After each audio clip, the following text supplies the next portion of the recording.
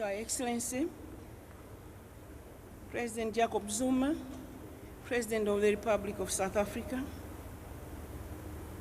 Mama Graça Machel, Mama Winnie Madikizela Mandela, Your Royal Highness Prince Charles, Your Royal Highness Prince Albert of Monaco, Your Royal Highness King of Lesotho, the Mandela family, Your Excellencies, heads of state and government, members of the diplomatic corps, members of the clergy, distinguished ladies and gentlemen, it is with a deep sense of humility that I accepted to come and be part of this event today. I stand before you to join you, the people of South Africa and the world, to mourn the loss of a great leader, former President Nelson Mandela. I join you, the people of this rainbow nation, to celebrate a life of one of Africa's unique leaders who gallantly fought for freedom and peace for this great country and the world. The first time I was privileged to meet President Mandela was during his visit to Malawi after his release from prison, when he came to meet President Joyce Banda. I was amazed with his humility and the great sense of leadership around him. And in 1996, I was further privileged to be invited to visit Robben Island together with a team of Malawians. After the tour of Robben Island, I was greatly touched by the life and story of Tata Mandela. And since then, I sought to know and understand this great son of Africa. I read and read about anything I could lay my hands on about him. In 1997, I met Tata Mandela at a conference for smart partnership at Kasane in Botswana. I was inspired by this great leader who was focused, calm, and collected.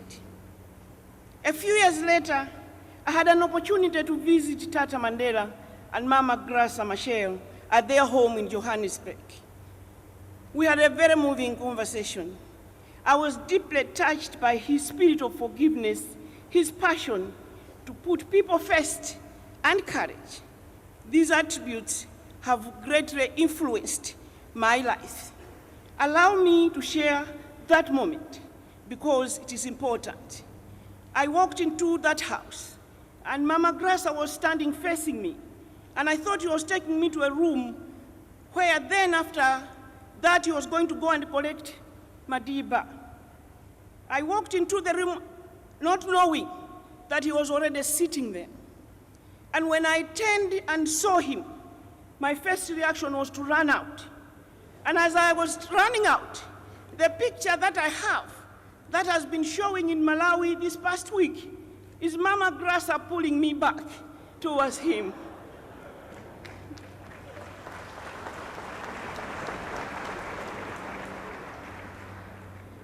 At that moment, I did not know that I was to become President of the Republic of Malawi a few months down the line.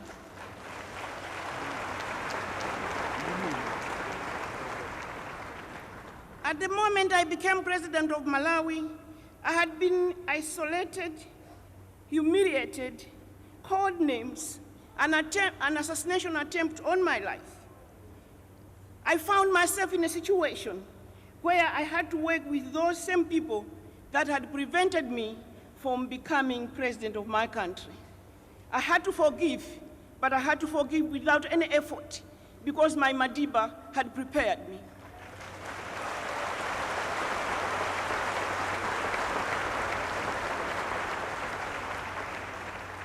Tata's courage, determination, love, and passion for his people inspired me on my journey to becoming the first woman president of this region.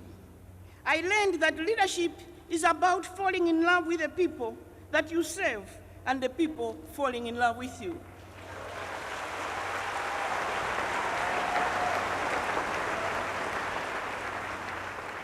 It is about serving the people with selflessness, with sacrifice, and with the need to put the common good ahead of personal interest.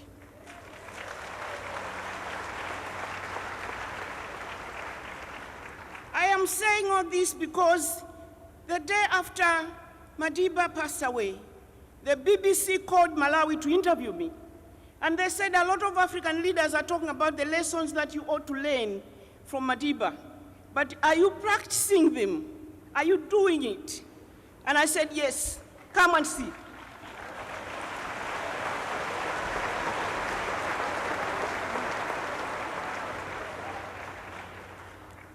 Distinguished ladies and gentlemen, today I stand before you on behalf of our region, our family, our SADC, to extend a collective hand of comfort to the Mandela family, the government of the Republic of South Africa, the African National Congress, and to all South Africans on this irreplaceable loss of one of its true sons, Tata Madiba.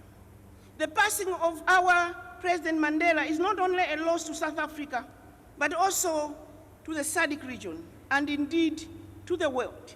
As we celebrate the life of this icon, it is also time to take stock of the things that Tata Madiba taught us during his time. I know that much has already been said, but Tata, by those whose lives have been touched and inspired by his work, I need to add a few words. The SADC region will remember him for his wisdom and statesmanship, his humility and sense of humor, and his servant leadership style. Tata Madiba believed that all people are created equal before God. The way he conducted himself, he saw no boundaries in this region, between and among the countries where we live. He championed the freedom of not only South Africans, but all of us Africans. Tata Madiba taught us that even when the challenges of life seem insurmountable, with courage and determination, we can overcome the evils of our societies. The struggle Tata Madiba led against the apartheid system was not just a struggle against racial inequality, but a struggle against all forms of oppression against humanity, a struggle for democracy and human dignity. It was the struggle for the emancipation of the youth. It was the struggle for the social security of children. It was a struggle for the participation of women in politics, in commerce, and in high office.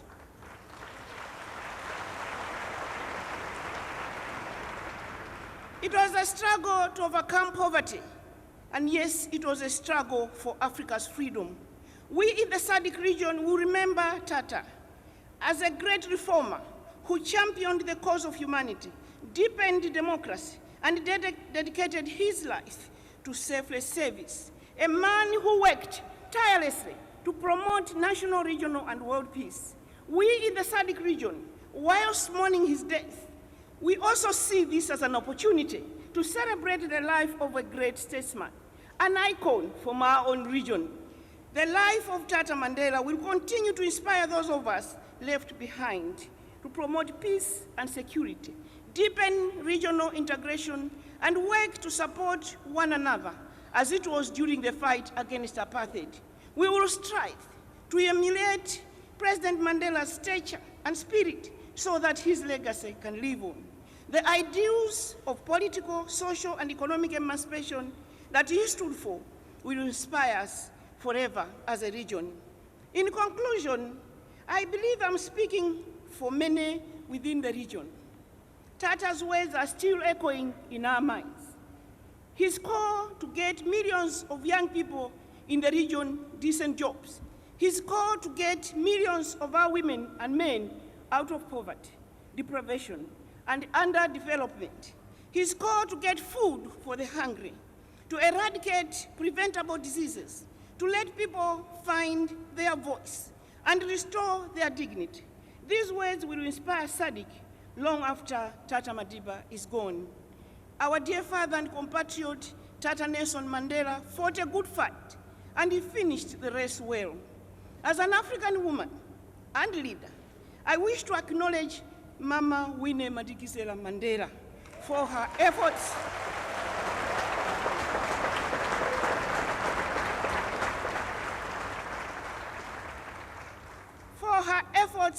and steadfastness for standing with Tata Mandela before and during Tata's imprisonment, and for being in the forefront of ANC's struggle for liberation.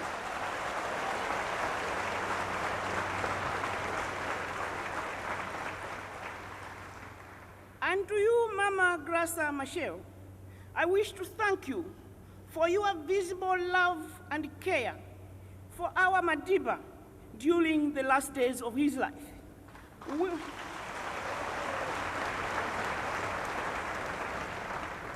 Women across Africa have told me these past 10 days that they are very, very proud of you and will forever be grateful for what you have taught us as African women.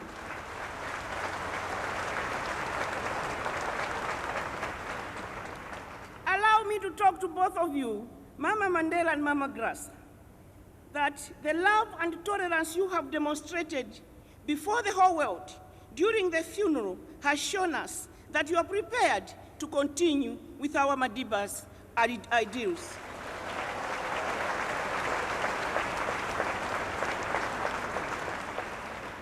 I wish to thank President Zuma for leading the nation to mourn our president like the hero that he is.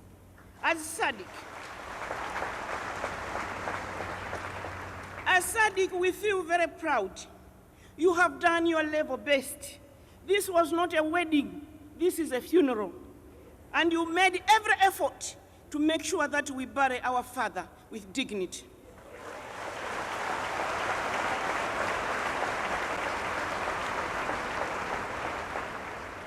In the same spirit, I wish to therefore appeal to you, President Zuma, and under your leadership, all South Africans, to make this appeal that you remain united and continue to be a rainbow nation. For this is what Tata Madiba cherished. It is our hope and prayer that South Africa will remain a country of all people, regardless of race, color, religion, and tribe.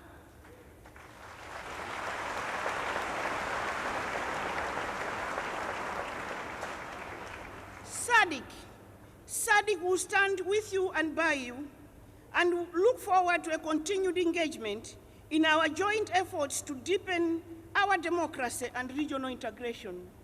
It is up to us as leaders, as citizens, as a continent, to continue from where Tata Madiba has left, so that his legacy lives on, so that